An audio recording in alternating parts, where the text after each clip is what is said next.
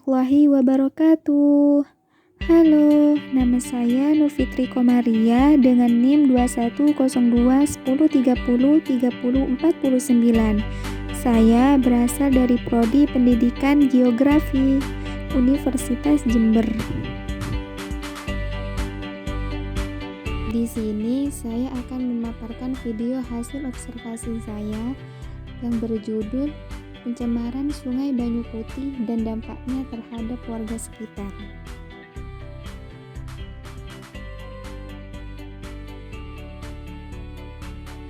Di sini saya ditemani kakak saya dalam proses melakukan observasi ke Sungai Banyu Putih. Perjalanan menuju Sungai Banyu Putih tidak memerlukan waktu yang lama karena hanya berjarak 400 meter dari rumah saya. Ini adalah penampakan Sungai Banyu Putih. Sungai Banyu Putih ini terletak di Kecamatan Assembagus, Kabupaten Situbondo. Sungai Banyu Putih ini memiliki kelebaran 3 meter. Sungai Banyu Putih sangat terjangkau. Jalan akses menuju sungai sangat mudah karena di sebelah utara sungai terdapat jalan beraspal yang menghubungkan desa ke desa, dan juga di desa awar-awar banyak sekali ditemukan pemukiman yang berdekatan dengan aliran sungai.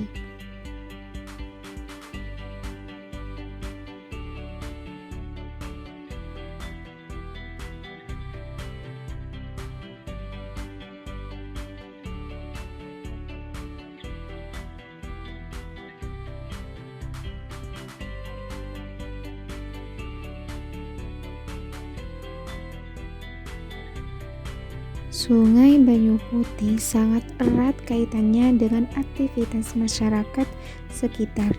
Bukan hanya tidak sedikit ditemukan permukiman yang berdekatan dengan sungai, tetapi juga berdekatan dengan lahan perkebunan dan pertanian yang banyak sekali ditemukan di kanan kiri Sungai Banyu Putih.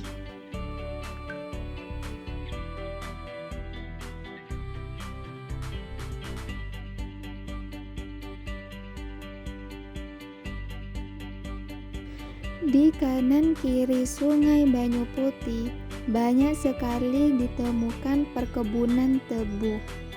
Lantas mengapa Kecamatan Assembagus dikenal dengan kecamatan yang banyak sekali lahan tebunya? Ayo kita dalami dalam kegiatan observasi saya kali ini.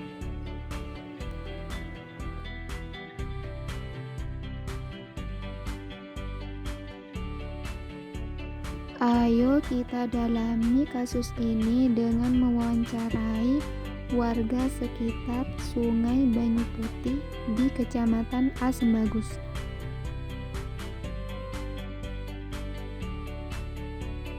Messi Pak mau nanya tentang alih fungsi lahan terkait yang semula di sana kan padi. Ya, kenapa kok sekarang dialih fungsikan menjadi tebu? Kendalanya itu kenapa padi itu sekarang petani enggak menanam padi, karena ya airnya itu belerang, banyak yang mati. Jadinya diganti tebu ya. Tebu. Kalau tebu itu kuat sama air belerang seperti ini. Iya, jadinya bagus gitu ya Pak. Iya. Oh gitu ya Pak. Jadi sekarang padi itu udah jarang gitu ya? Ya jarang. Ada juga padi jenis apa gitu ya yang bisa tahan sama air belerang itu. Ada. Tapi juga. Di sini enggak ada padi itu. Sekarang rata-rata sudah enggak ada. Rata-rata tebu semua. Oh iya, karena udah mau nanam itu gitu ya. Karena air belerangnya gitu ya. Apalagi sekarang air belerangnya itu banyak gitu ya Pak. Banyak sekarang udah. Ya, terima kasih ya Pak. Makasih. Baik Pak, terima kasih atas waktunya. Saya mau nanya, Bapak sudah bekerja menjadi petani tebu udah berapa lama? 40 tahun lebih dah nak. 40 tahun? Iya, tahun lebih. Oh iya. Ini sekarang lagi aktivitas apa ini? Ini mupuk nih, lagi mupuk. Oh, mupuk ini Iya, untuk ya, tebu. Iya, Oh. Iya. Kalau pemupukan ini berapa kali dalam setahun atau berapa gimana? Ya 1 tahun, kadang 2 kali, kadang 3 kali nih, Dik. Oh, Tergantung 1 tahun. ya. Terus kalau berarti bukan hanya aktivitas penebang gitu ya, ada pemupukan Iya, gitu ya, Pak iya, ya? ada sendiri-sendiri tuh tugas itu. Ada yang nebang gitu, ada yang rawat masih mulai kecil. Bapak nebang juga? Ya, kalau tebangan nebang Bapak kalau gitu. musim tebangan Musim ya nebang gitu udah. Biasanya kalau musim tebangan itu bulan apa? 6 Ki, Pak. ya Bulan 6 itu udah. Juni. Iya, Iya. musim tebang itu udah. Dari pagi tuh ya sampai Iya, sampai sore itu, Nak. sore dah. Sampai Sore dah sore. kalau nebang itu. Siang kan istirahat 2 kali kadang iya. makan. Sekarang sudah banyak ini ya alih fungsi lahan dari petani jadi tebu karena ini banyak apa? Belerang gitu ya, Pak ya? Jadi gini, untuk daerah Kecamatan Asem Bagus utamanya itu wilayah selatan itu masih banyak tebunya, kecuali kalau lahannya itu kena penyakit. Nah, kan kemarin kan banyak yang nggak tumbuh. Nah, itu dirombak, ditraktor lagi, terus ditanami dari awal. Oh, bukan karena belerang, bukan? Bukan, kalau memang justru tebu itu butuh belerangnya. Oh iya. Gitu. Maksudnya padi itu Pak, kan sekarang banyak di sana di Kalau selatan. padi ya rusak, kena belerang, makanya Di sini banyak tebu gitu ya, Pak ya. masyarakat Kecamatan Asem Bagus itu banyak yang nanam tebu. Karena itu Belerang. tanahnya air sungainya ngandung belerang. Kalau padi dikasih air belerang cepat mati. Tapi sebenarnya kalau seumpamanya di sini tidak ada belerang tuh, tapi apa gajinya sama, Pak? Maksudnya gajinya petani tebu sama petani padi itu sama? Iya, kalau hariannya itu, Nak. Sama. Iya, kalau hariannya itu. Berapa, Pak? Itu 40. Ngirim itu dah. Per hari ya? Enggak, setengah hari. Jam 10 itu. 1 jam 10 gitu ya? Dari pagi sampai Pagi jam 10 itu.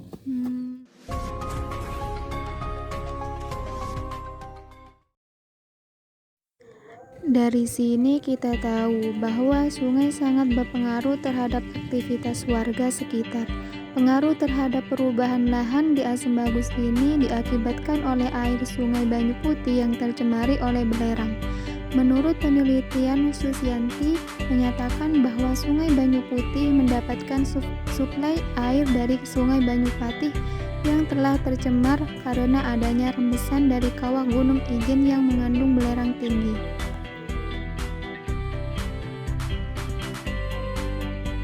Lantas bagaimana sih kondisi wilayah sekitar sebelum terjadinya pencemaran terhadap bagaimana kondisi ini Sungai Banyu Putih dan aktivitas warga sebelum terjadinya pencemaran sungai? Pada tahun 1990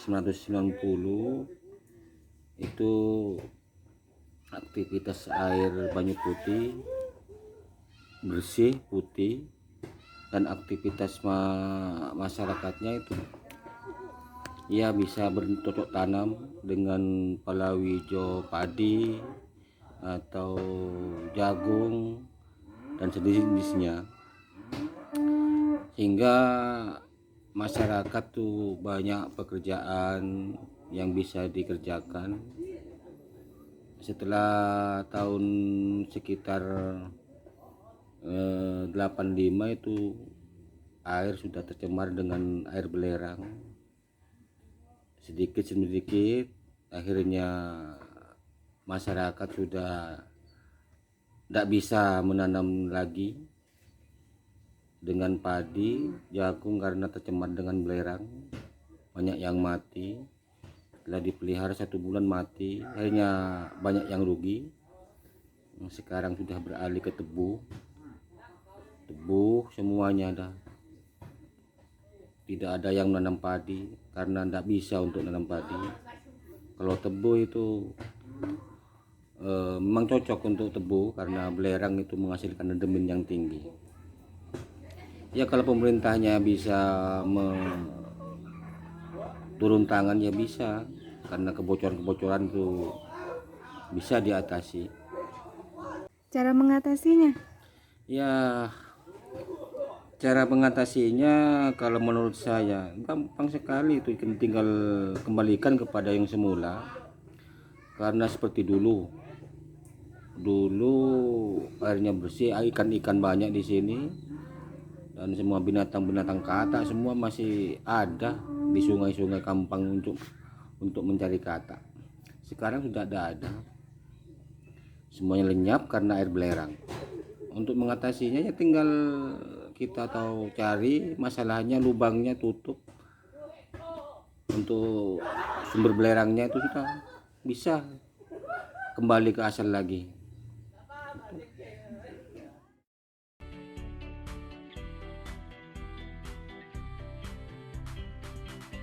Selain bekerja sebagai petani tebu, masyarakat sekitar juga bekerja di pabrik gula Asem-Bagus yang memiliki luas sekitar 2 hektar.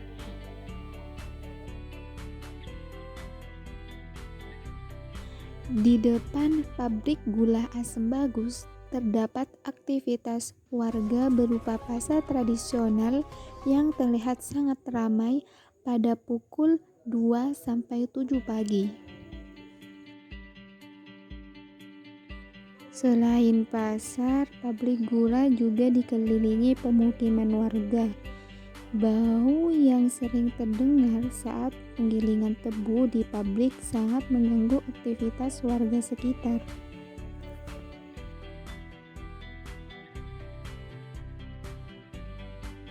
Jalan raya di Asem-Bagus sering sekali terlihat truk-truk parkir di pinggir jalan. Selain itu juga terdapat lapangan khusus untuk tempat berparkirnya truk-truk pemuat tebu di Kecamatan Asem-Bagus. Pencemaran di Asem-Bagus ternyata bukan hanya terjadi di Sungai Banyu Putih, tapi juga di hutan Kecamatan Banyu Putih, di mana di sana saya melihat banyak sekali limbah pabrik yang bertumpuk di hutan.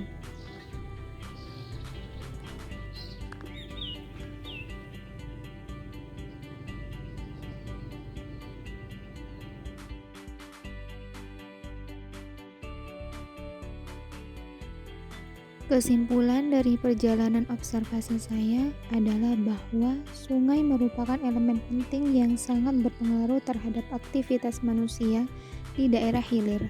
Apabila daerah hulu sungai tidak bisa dilestarikan dengan baik, maka berkemungkinan akan terjadi pencemaran sungai, seperti yang terjadi di Asem-Bagus. Akibat pelestarian daerah hulu tidak berjalan dengan maksimal, pencemaran air oleh belerang dari kawas sering sekali terjadi. Akibatnya kebudayaan masyarakat di sekitar hulu berubah drastis. Mata pencarian yang beragam saat ini sudah tidak lagi ditemukan.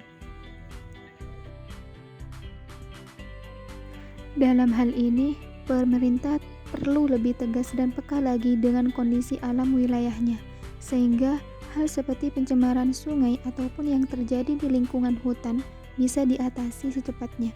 Karena ini berkaitan dengan kesejahteraan warga sekitar yang sudah menjadi tanggung jawab seorang pemimpin di suatu wilayah. Cukup sekian observasi kali ini. Kurang lebihnya mohon maaf. Wassalamualaikum warahmatullahi wabarakatuh.